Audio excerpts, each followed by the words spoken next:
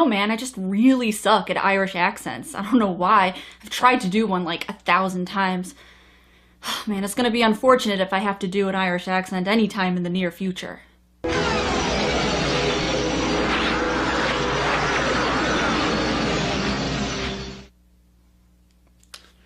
Where the fuck am I? Wait a minute.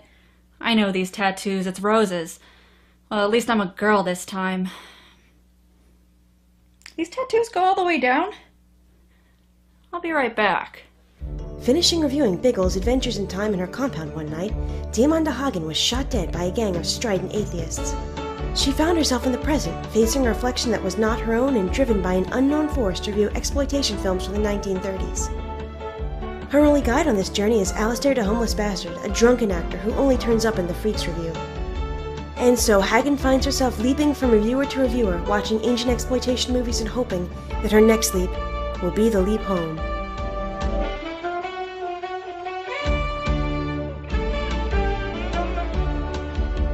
Greetings, gentle viewers. I fucking hate the 30s. How about Reefer Madness's less famous cousin, Sex Madness? After the title card, which I'm assuming was added decades later, we have a scroll, one that's almost too fast to read, and the word syphilis is so scary it gets to be three-dimensional. So yeah, they're desperately trying to convince themselves and you that you're watching this for serious medical reasons. Just stand up and admit it, 30s. You just want to watch a movie where people fuck each other. Give this man satin undies, a dress, a sweater, and a skirt, or even the lounging outfit he has on, and he's the happiest individual in the world. We have two grandparents, well, I assume they're grandparents because they'd be pretty sucky toddlers. They're complaining about young people having sex and indulging in sorts of things they find weird or scary. You're entirely right, Henry. I don't see what's happening to our youngsters today. To give the gist of their complaints, here's a quote from Plato. The children now love luxury, they have bad manners, contempt for authority, they allow disrespect for elders, and love chatter in place of exercise. Children now are tyrants, not the servants of their households. They contradict their parents, chatter before company, and tyrannize their teachers. Truly modern teens are all bastards. In an office, a woman looks up to make sure she's in the right place. And before you can say some movie about lesbians, we're in a movie about lesbians. Sheila Wayne removed her last bit of clothing and walked off smiling to the audience. I wish I could do that instead of slaving in this office. I'll bet you could. Or rather, as close to a movie about lesbians as you can be when you can't actually show people sharing a fucking bed. They go to a strip club because, seriously, you're in the world before the internet. What else are you going to do? And, yeah. Take my place tonight, won't you? Lusting after people who've been dead for 60 years. My favorite kind of lusting. Watch.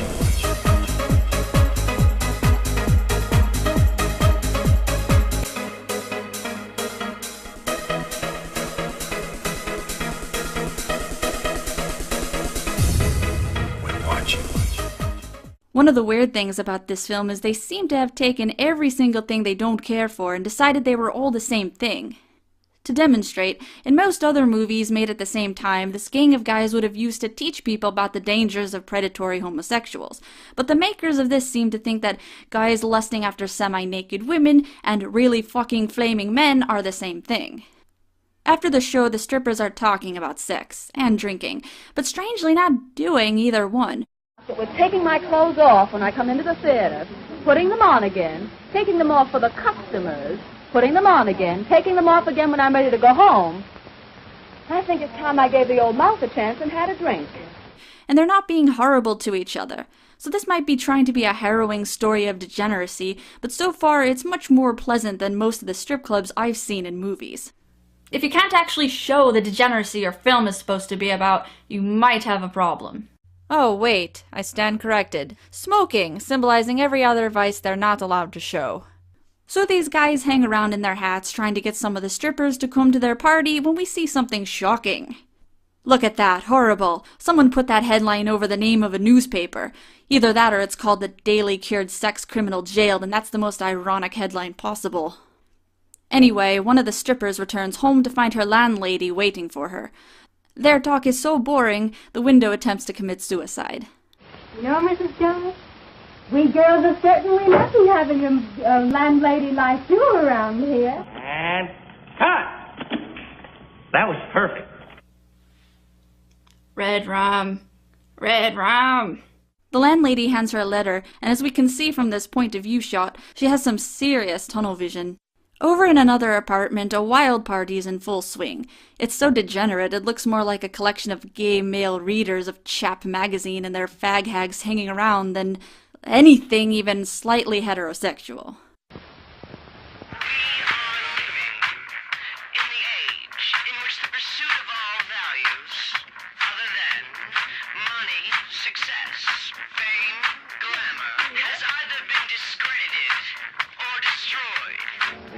Say, you don't think she minds our being here?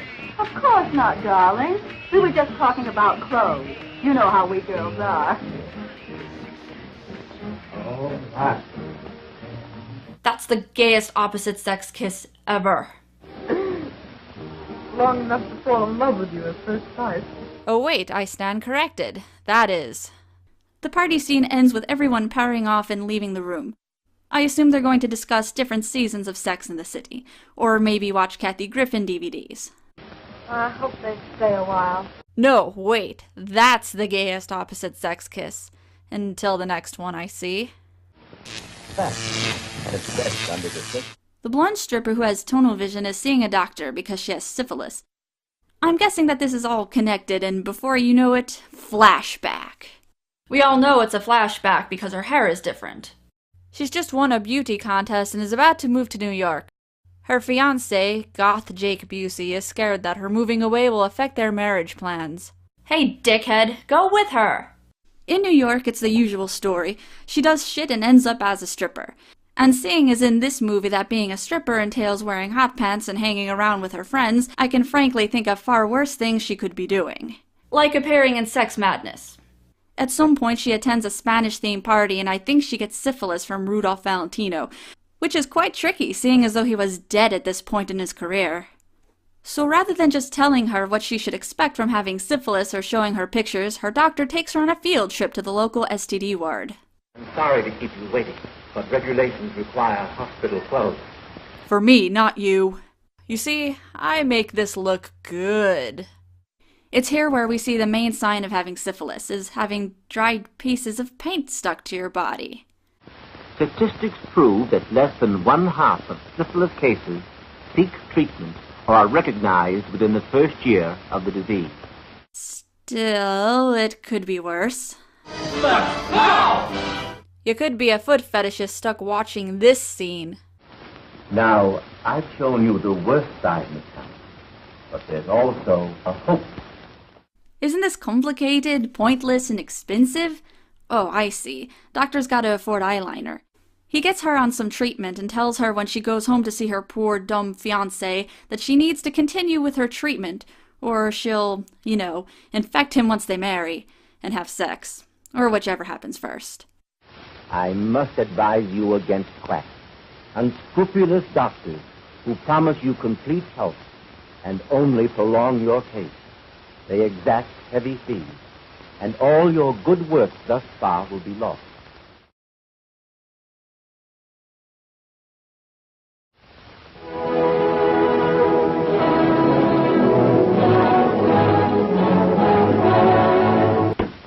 Dr. Hampton, I don't believe people should be ignorant of sex. On the contrary, I believe that the horrible facts concerning the ravages of social diseases will frighten rather than encourage promiscuous relations. I believe you are right, Mr. Lorenz. We then have a short interlude as George Kennedy and Franklin Roosevelt talk about how best to scare people into not having sex.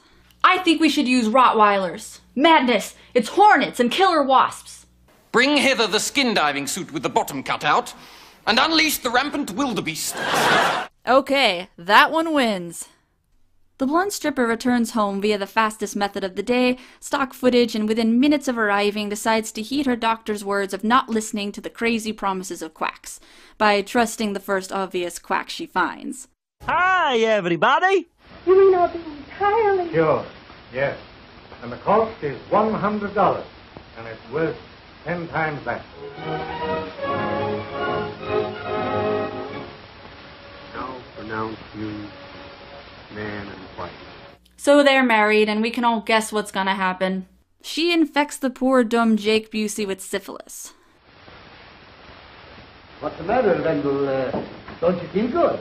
At least he works for prototype Amid Jalili. That'll at least distract him from the long and painful death his wife has brought down on his head.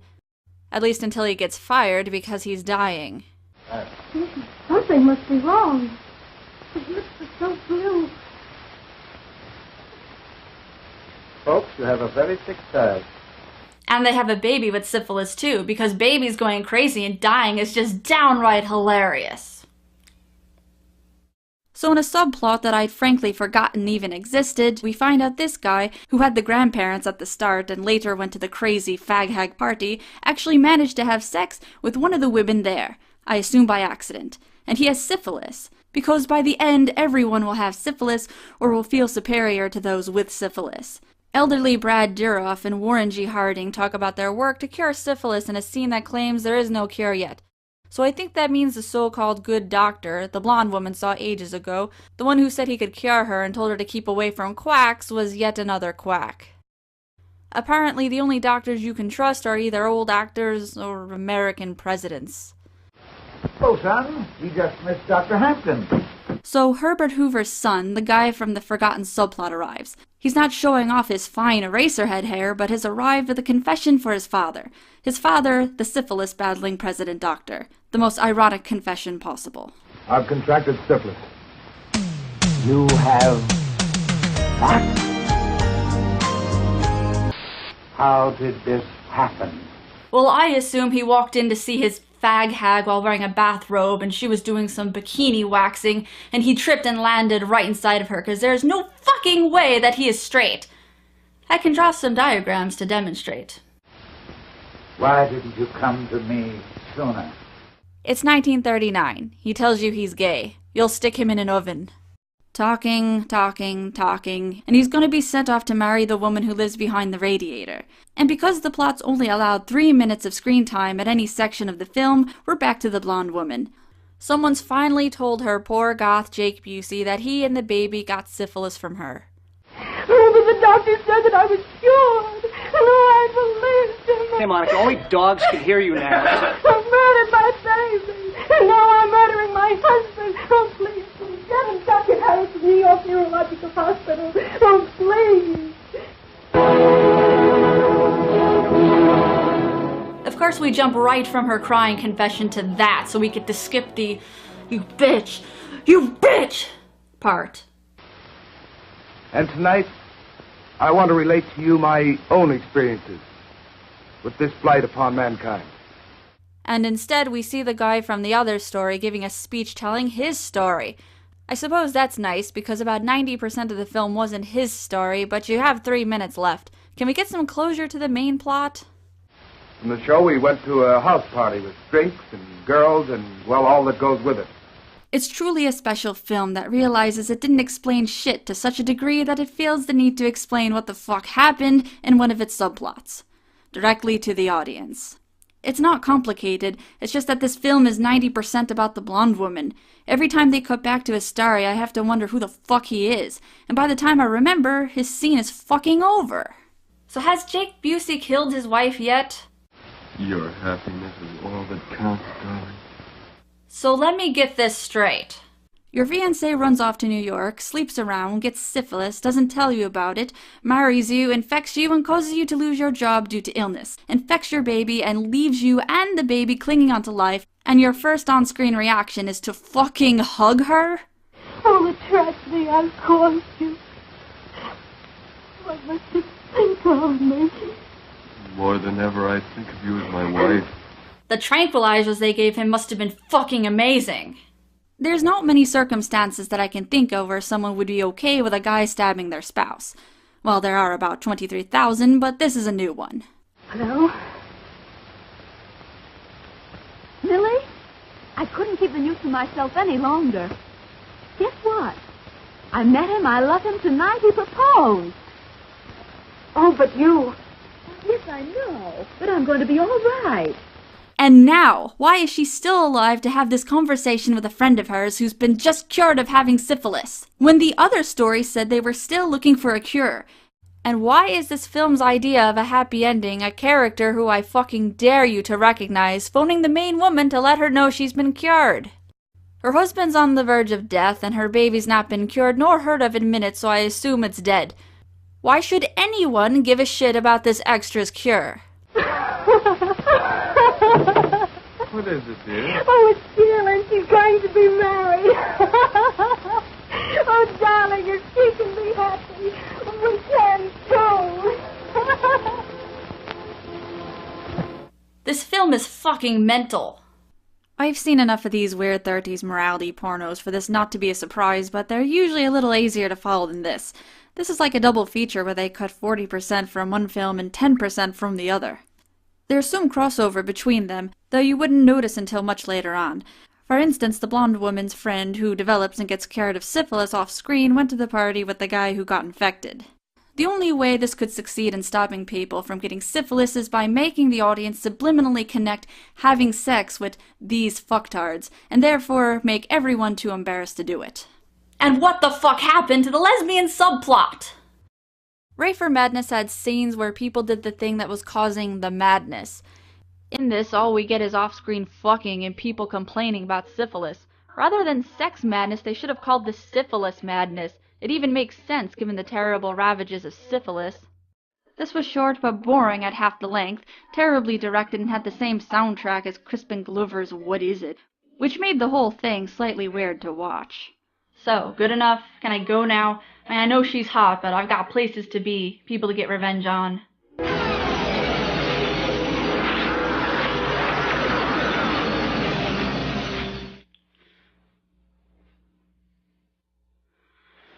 Why do I get the feeling I'm not going to understand what the hell just happened until I see it in a video?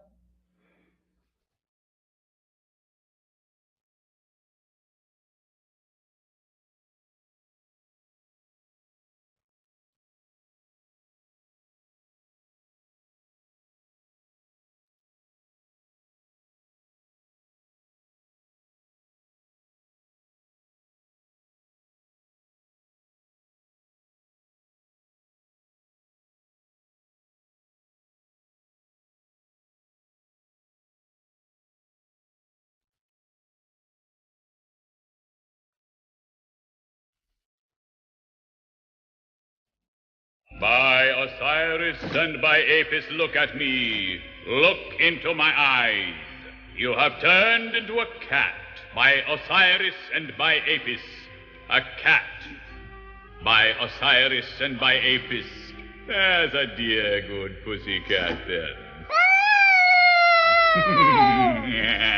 Nice little purr.